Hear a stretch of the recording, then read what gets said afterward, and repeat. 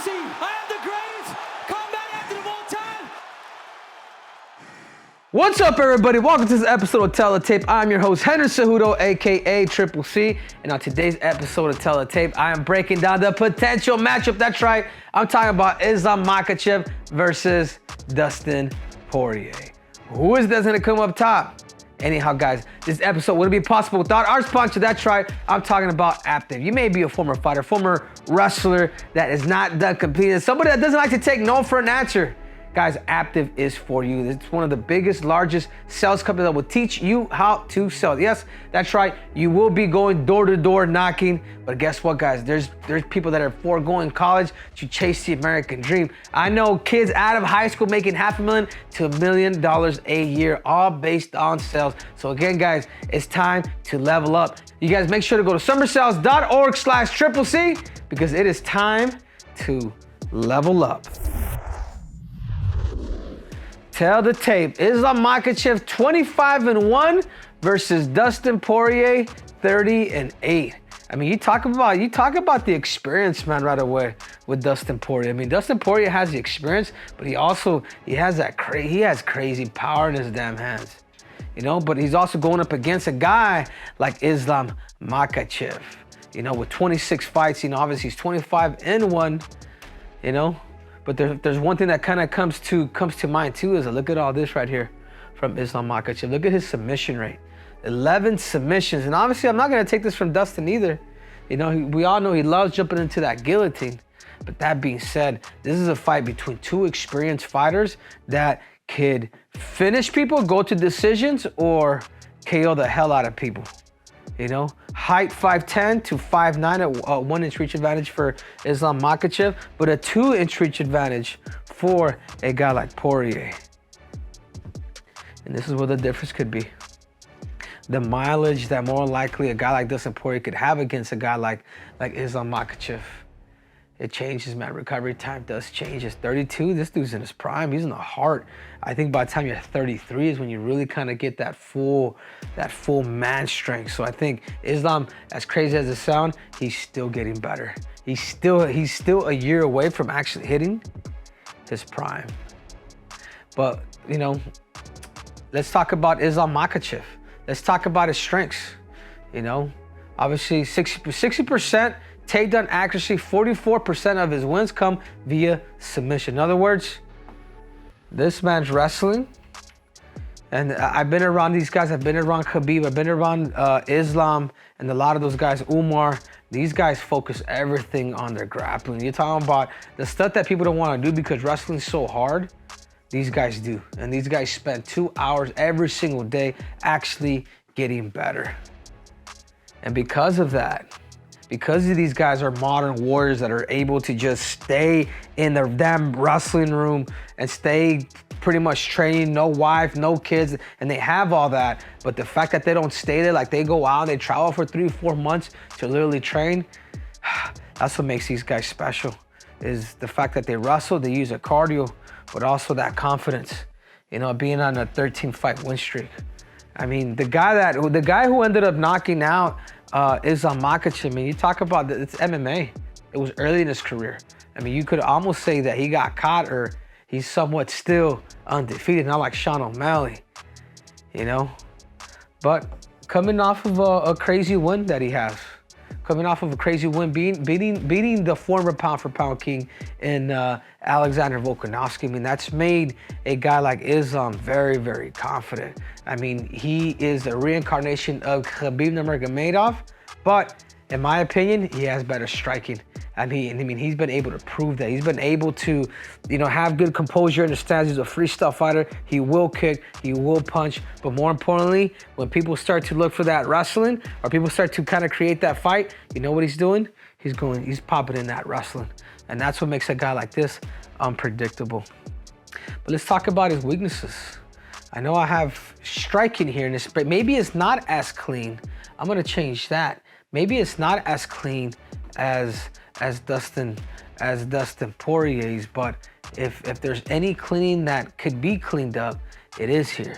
And it's not necessarily a weakness because Islam, he's been knocking people out, but if there's one area where he could potentially be exposed, with a guy like Dustin Poirier, it's gonna be there. And I go back and I talk about that fight with Alexander Volkanovski won. I remember when he was tired, you were able to see it. When he got hurt, you was able to see it. And when all that somewhat tend to happen, is he went back to his wrestling, which could be a good thing or it could be a bad thing. You know, wrestling could fatigue you or it could also save you.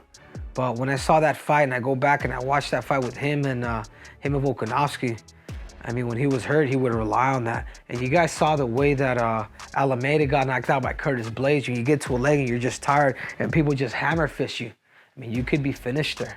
That's a position where it's really underestimated. It happened to Yuri Prochazka too against Alex Pereira. And that's one thing that you're gonna have to be careful with, you know? And it's really gonna be, and the reality is, guys, and it's crazy to know, he beat Charles Oliveira, and then he ended up fighting Alexander Volkanovski 2 times, but that was also fighting a guy at 145 pounds who was going up, right? So it's gonna be his first official test against somebody at 155 pounds. I mean, that is to know because it's true. The lighter guys, yeah, the lighter guys do bring speed, but the heavier guys or the guys that are right in your weight division, you know what they bring? They bring power, and especially a guy like Dustin Poirier. And let's talk about the Diamond. I mean, the Diamond, I mean, it seems like the UFC Hall of Fame induction, it seems like they're giving it to him. Everybody's talking about it. I mean, he's been doing some amazing things. He's fought everybody. He is a former interim champ. I mean, he has done some special things. But what makes Dustin Poirier special? His striking, his right hook, his dirty boxing, his grit, more important. Actually, if there's one thing that I would put more than anything, is his grit.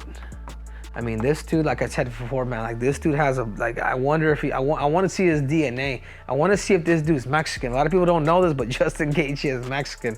And I wonder if a guy like this might have some of that Indian, Aztec, Mayan blood in him, because I feel like there's something in there. His leg kicks.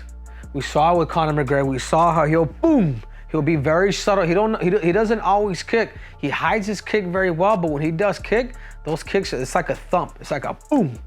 You know, it's not just like a whip. It's an actual thump where he'll actually break that foundation.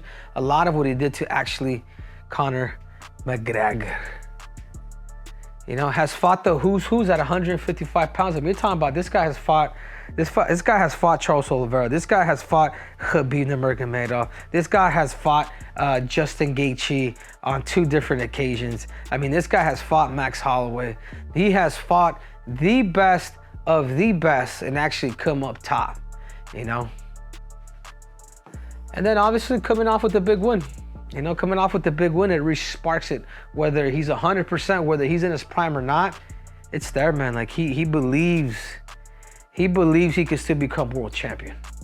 You know, he really does, man. So coming off a big win, you know what it does? It just sparks confidence in a fighter and a human. You know, let's talk about his weaknesses. And one of the biggest things about him is he could stay in that pocket a little too much. You know, we saw it against Michael Johnson when Michael Johnson was able to catch him. You know, this guy's a technical fighter. At times he does decide to brawl. But his opportunities and chances, because he is a technical fighter and he does brawl, they do go higher. But you do run into those positions where you fight a guy like you fight a guy like Michael Johnson, you're able to get caught. Sometimes you got to pick and choose. Who is it that you actually want to go in the line of fire with? He relies on that guillotine a little too much. You know, he relies on that guillotine a little too much, and he'll go to it too much where he's gonna fatigue. He fatigues his arms. Like I even felt like Saint Denis when he fought Dustin Poirier. He was going for too many submissions. When you go for too many submissions, it fatigues you. It's just like throwing punches, or it might be worse, but it's a different threshold. Your body could get a little heavier. So that's one place where he's gonna have to really hone in on, especially a guy like Islam. Those guys are gonna be living in there. They're gonna make sure that every training partner is going guillotine, going guillotine, going guillotine. You know, and a lot of times his kryptonite, it's just wrestling. You know. Go back and watch that Khabib fight. Khabib was able to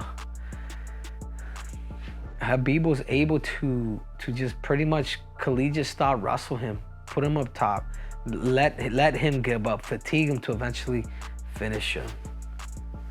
I mean, you call it what you want to call it, but he has, I mean, you didn't really see it in this fight because it's not like Saint Denis had the crispest or the nicest stand-up, but after that Justin Gaethje fight, you know, and it tends to happen.